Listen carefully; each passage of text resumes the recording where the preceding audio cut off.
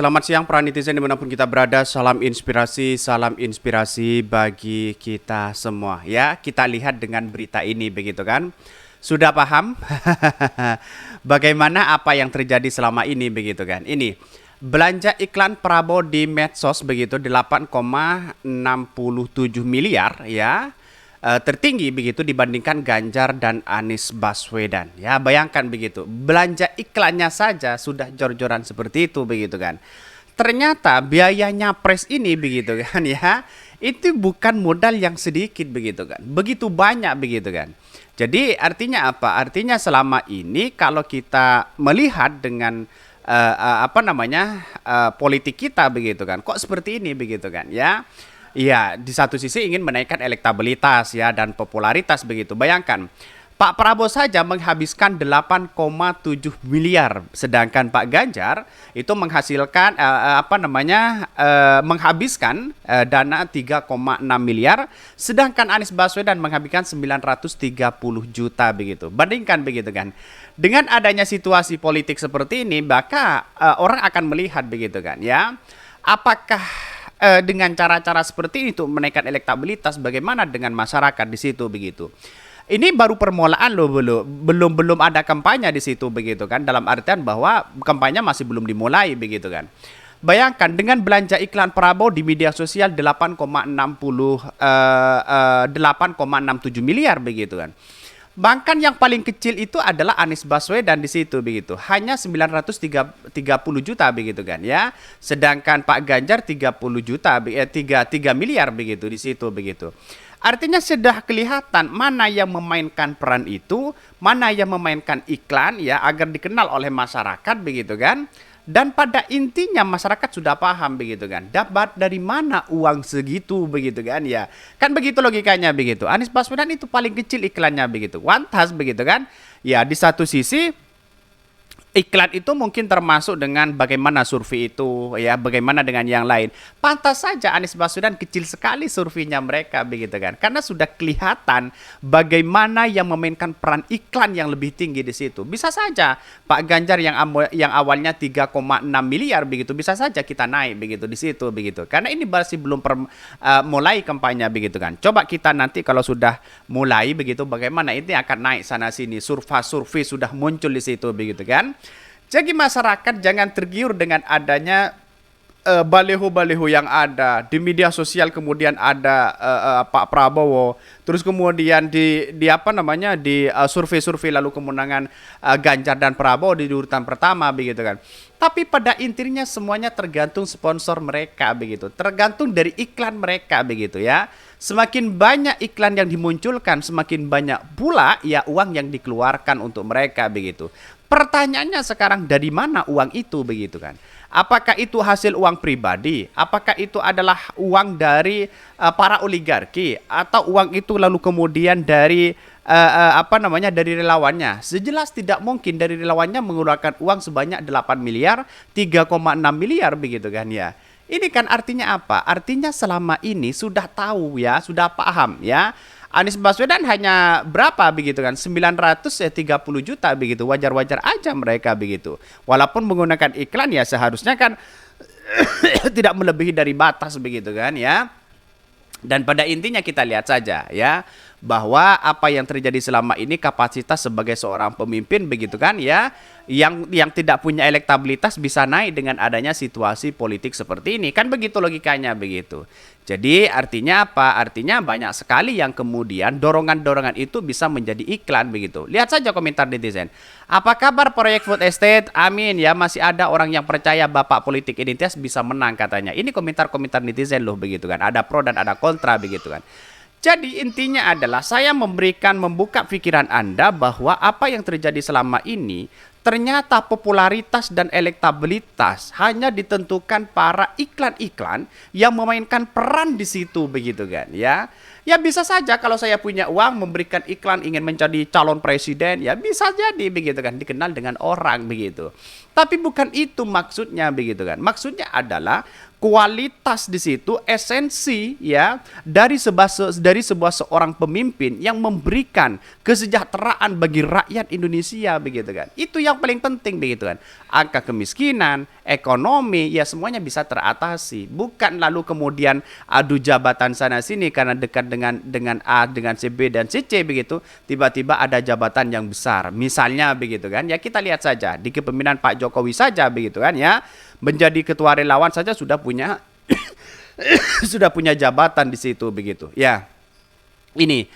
Mari kita baca belanja iklan Prabowo di medsos ya 8,67 miliar, tertinggi dibandingkan dengan Ganjar dan Anies Baswedan. Gimana untuk menyikapi hal ini begitu kan? Ini kan sudah jelas mereka bahwa apa yang kemudian terjadi selama ini hanya ditentukan popularitasnya, ditentukan hanya adanya iklan-iklan seperti ini begitu. Ya, gimana untuk menyikapi hal ini begitu? Mari kita baca ya. Bakal calon presiden ya Koalisi Indonesia Maju Prabowo Subianto mencatat nilai belanja iklan tertinggi di media sosial. Dikutip dari Kompas ya yang merujuk pada Age Library ya The Meta Platform, nilai transaksi belanja iklan Prabowo Subianto mencapai 88,67 miliar selama Agustus 2020 hingga 2023. Dari jumlah tersebut, akun Indonesia Adil Makmur kelompok pendukung Prabowo menggelontorkan dana 6,2 miliar, artinya lebih dari 70% biaya iklan Prabowo tercatat hanya satu akun ya. Bahkan ketika ditilik ya pengeluaran Agustus sampai Oktober 2003 aliran dana iklan dari akun Indonesia Adil Makmur di Facebook dan Instagram ya berkisar 500 juta per bulan. Bayangkan, ini sangat fantastis begitu kan ya. Akun iklan berkaitan dengan Prabowo yang lupa bernilai yang juga bernilai besar yang bakti ya, yakni bakti untuk rakyat. Belanja iklan bakti untuk rakyat selama Agustus September mencapai 366 juta. Jumlah itu naik menjadi 514 juta pada Oktober 2023. Ia mengindikasikan bahwa deklarasi dan pendaftaran capres-cawapres yang digelar pada Oktober ini mendorong belanja iklan ya. Bahkan apabila di jumlah akun pengiklan lainnya rata-rata nilai iklan terkait yang mencapai 1 miliar dalam sebulan. Bayangkan, ini mencapai yang angka fantastis begitu kan. Untuk menaikkan elektabilitas saja sudah seperti ini begitu. Bisa saja seperti survei, bisa jadi iklannya tergantung siapa mereka begitu kan ya. Terus kemudian platform-platform yang lain begitu. Bayangkan ini artinya apa? Masa sebagai seorang presiden, seorang calon presiden harus ditentukan pada ya iklan-iklan dan lembaga-lembaga survei begitu kan. Di mana hak rakyat hari ini begitu kan, begitu logikanya begitu. 4 Agustus ya September 2023 Indonesia Adil Makmur ya ini bakti untuk rakyat, entitas lainnya total itu mencapai 895 juta ya September. Wah, ini semakin banyak ini begitu kan ya, semakin banyak yang kemudian keluar ya, semakin banyak pula iklan yang kemudian dimunculkan di situ begitu. Dari data tersebut terlihat bahwa pembiayaan iklan Prabowo di media sosial cenderung terpusat hanya di 2 akun. Ini tak lepas dari modal ekonomi Prabowo yang besar ya. Bahkan merujuk laporan harta kekayaan penyelenggara LHKPN begitu kan ya 2 triliun ya Pak Prabowo ini begitu. Bahkan ya Ketua Umum Partai Gerindra itu mencatat harta paling besar dibandingkan bakal capres lainnya ya. Bahkan di satu sementara itu periode yang bakal capres Koalisi Perubahan untuk Persatuan Anies Baswedan ya ada pembelanja iklan ya selama 2020 sampai Agustus 2020 sampai 24 Oktober hanya mencapai 11 maaf ya. Sementara pada periode sama bakal capres Koalisi Perubahan untuk Persatuan Anies Baswedan memiliki harta 11,2 miliar ya. Adapun Ganjar dan iklan selama 2020 sampai 24 Oktober itu sekitar 3,6 miliar. Itu iklan Ganjar. Bayangkan, di sini kita lihat saja persamaan di situ. Sedangkan Anies Baswedan menghabiskan 930 juta ya untuk belanja iklannya saja begitu. Artinya kalau kita simpulkan dalam hal ini begitu bahwa kenapa jor-joran sekali menggunakan ini begitu. Padahal ya yang memilih itu kan rakyat begitu kan. Oke, itu punya dampak luar biasa iklan-iklan seperti itu. Tapi masyarakat cerdas hari ini begitu. Mana yang harus kita pilih dan mana yang tidak begitu kan. Jadi menurut saya pribadi iklan itu apa sih dampaknya begitu kan. Kalau misalnya pasang iklan ada Prabowo iklan, ada Prabowo Gibran, ada Ganjar Mahfud, ada Anies Baswedan Muhaimin di situ begitu kan. Wajar bertebaran di mana-mana itu semakin banyak yang dikumpulkan, semakin banyak orang mengenal itu begitu. Tapi pada intinya walaupun ada orang yang mengenal ya, walaupun ada orang yang melihat tentang baliho-baliho yang beredar hari ini, tapi tergantung dengan hati nurani mereka begitu kan. Hati nuranilah yang kemudian menuntun kita begitu kan untuk mencoblos nanti begitu, untuk memilih di situ begitu. Bukan ditentukan pada lembaga-lembaga survei dan iklan-iklan yang beredar hari ini begitu.